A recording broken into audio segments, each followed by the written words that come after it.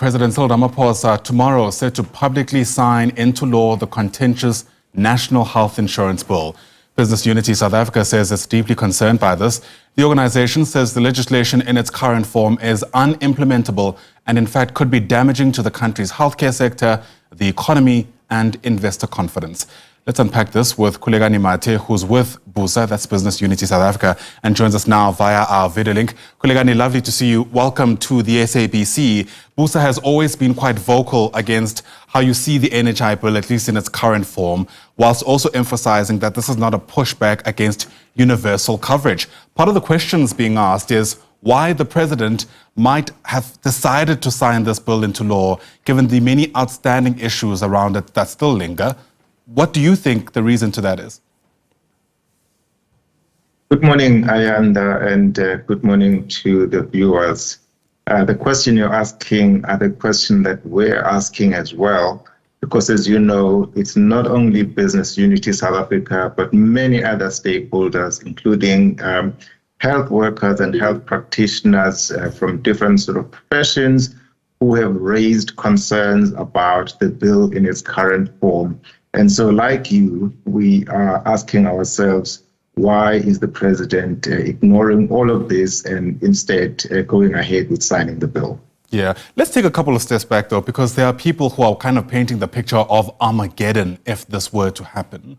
Let's break it down for people who are still struggling to connect the dots around why NHI, at least the bill in its current form, isn't favorable, at least insofar as you're concerned. So the NHI, firstly, just to restate our position, as you have indicated in the intro, that as business, we do support the goal and objective of universal health coverage. We support it, but we think that the NHI in its current form does not take us in that direction. If anything, it undermines that goal in the sense that as a country, we have X number or amount of resources that we have available. Here I'm talking about financial resources, I'm talking about human resources that are available to service our health needs. Now, you cannot ignore these resources and think that you can simply proceed to implement so major reform without taking these into account.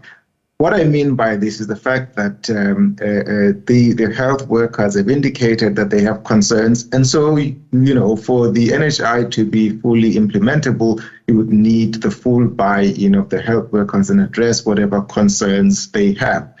The NHI Bill in its current form also has a clause that essentially prevents or cuts out or limits the participation of the private sector, especially on the funding side of the NHI. Now, for a resource-constrained country and economy, that we believe is one of the aspects that would make it unworkable, because we have a fairly sophisticated, well-functioning private healthcare system, including medical schemes that fund healthcare.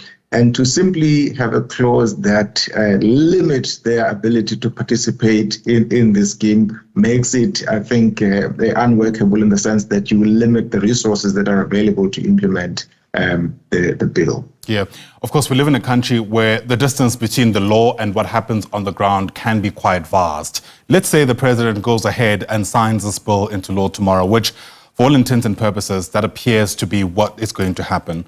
What actually fundamentally changes on the ground, so to speak, at least from your perspective?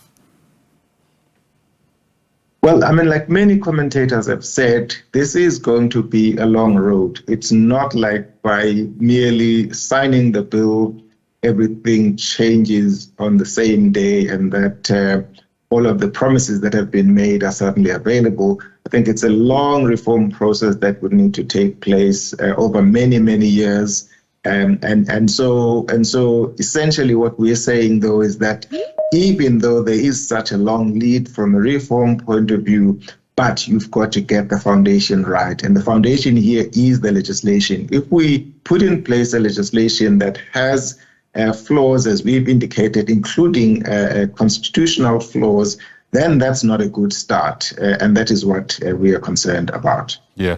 We do know, of course, that business thrives in a context where there's certainty than not. To what extent do you reckon this might, cause a few jitters insofar as business is concerned in South Africa? And I suppose for business outside the country, people who have an interest in how things are faring here at home?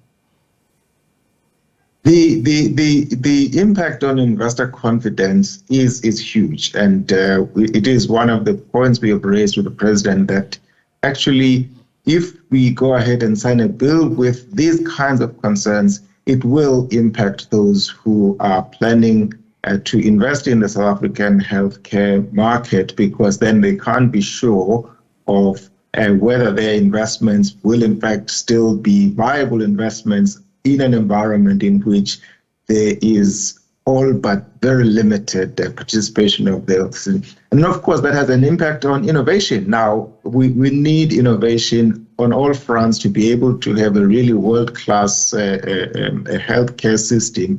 And again, this bill in its current form will impact negatively on innovation. Yeah. Well, you've already alluded to this, but I suppose it's still worth asking the question. Is Busa planning to head to court to block this legislation?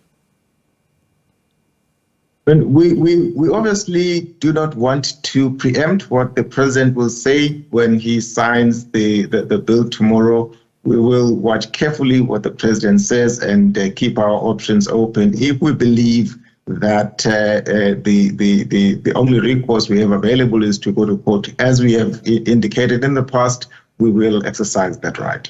All right, Khulekani Mathe, thanks for speaking to us. Appreciate your take on this. Khulekani Mathe is the CEO designate with Business Unity South Africa. Thanks very much.